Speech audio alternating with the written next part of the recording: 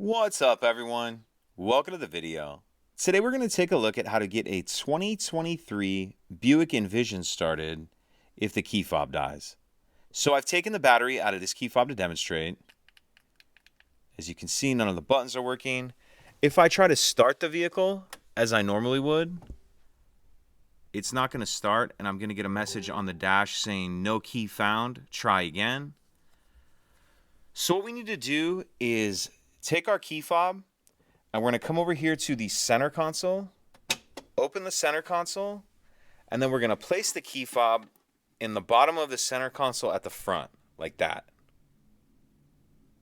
And once the key fob is sitting in that position, we should be able to start the vehicle as normal. So brake, stop start button.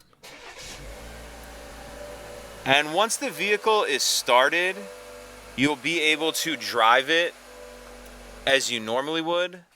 And then the only other thing you'll want to do is replace the battery in your key fob as soon as you can. And I'll put a link in the description box of this video on how to change the battery in this key fob in case you're unfamiliar.